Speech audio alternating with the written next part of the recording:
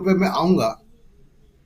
लेकिन सबसे बड़ी चिंता की बात हमारे लिए क्या है इस वक्त, कि आज जब हम बात कर रहे हैं संविधान दिवस के दिन 26 नवंबर को, आज ही के दिन भारत का संविधान अडॉप्ट किया गया था।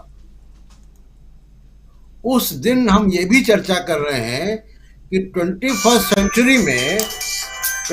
सेंचुरी में एक लोकतांत्रिक देश में वहां का गृह मंत्री 20 साल पहले हुए नरसंहार को लगभग ओन कर रहा है, उसकी जिम्मेदारी ले रहा है और ये कह रहा है कि उसको सबक सिखाया गया था।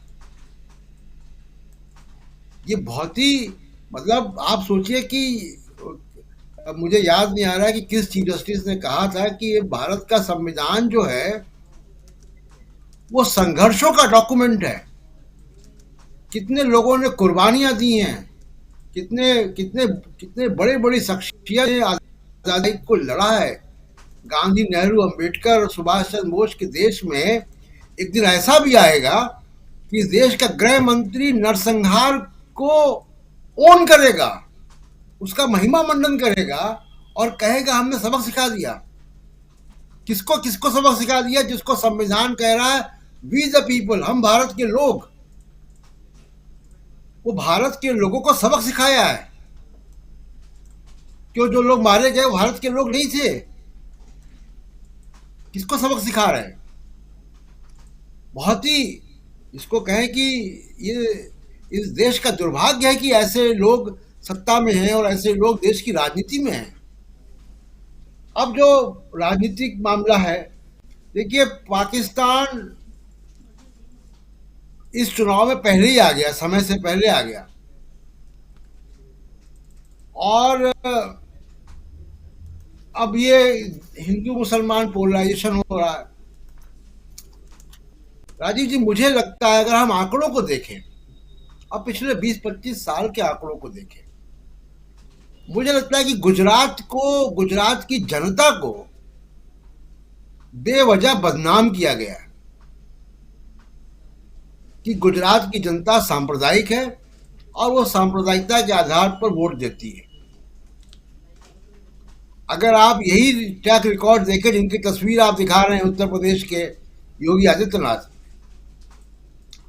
उत्तर प्रदेश की जनता ने विपक्ष को उतना वोट नहीं दिया जितना कि गुजरात की जनता देती है और लगातार देती है। और कांग्रेस जिन जिन इलाकों से जीत कर आती है वो वहां मुस्लिम बाहुल इलाके नहीं है। मुस्लिम बाहुल इलाके तो वो है जहां से बीजेपी जीतती है और उसी वजह से जीतती है।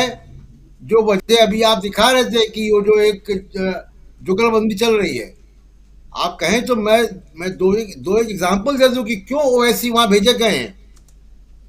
जी बिल्कुल ओवैसी बिल्कुल। वहां क्यों भेजे गए हैं उसका मैं एग्जांपल दे दूं। देखिए गुजरात में 26 सीटें हैं जहां पे 10 से 15% के बीच मुस्लिम आबादी है। अब आप देखिए, बापू नगर की एक सीट है जहां मिस्टर ओवैसी ने अपना कैंडिडेट दिया है। वो सीट में 28% मुस्लिम पॉपुलेशन है।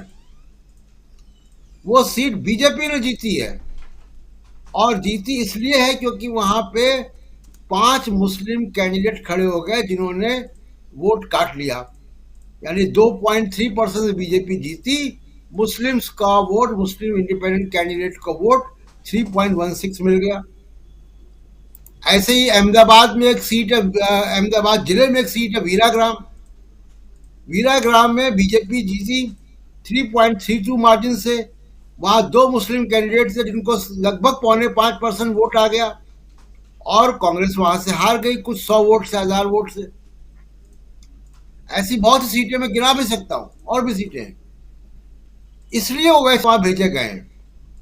दूसरी बात, जहां पहले फेज में चुनाव हो रहा है, अब उसमें वो कहां कहां चुनाव हो रहा है? कच्छ में, मोरबी में, राजकोट में, सूरत में, भावनगर में, अमरेली में। मैं अगर सूरत की बात करूं, वोट कौन किसके काट रहा है इस पर भी ध्यान दिया जाए। सूरत में 16 सीटें हैं, सूरत जिले में। वो 16 में पिछले चुनाव में बीजेपी ने 15 सीटें जीती थी, सिर्फ 1 सीट कांग्रेस को मिली थी। ये वही सूरत है जहां आम आदमी पार्टी को म्युनिसिपल इलेक्शन में 27 सीटें मिल गई थी। यहां पे आम पार्टी किसका वोट काटेगी? ये 16 में से 15 बीजेपी को सीटें मिली थी, इसलिए ओवैसी साहब भेजे गए हैं और इसलिए ये जेल के वीडियो रिलीज हो जाते हैं, इसलिए एमसीडी का इलेक्शन हो गया तुरंत गुजरात के इलेक्शन के साथ साथ, क्योंकि पहले इनको लगा कि आम आदमी पार्टी जो वहां पे कांग्रेस का वोट काटेगी। और तमाम सारे दिल्ली के पत्रकार भी वहां इसी कैलकुलेशन और एनालिसिस करते हुए आपको दिखाई देंगे जो जहां से गए हैं कि आम आदमी पार्टी कितना कांग्रेस का वोट काट रही है।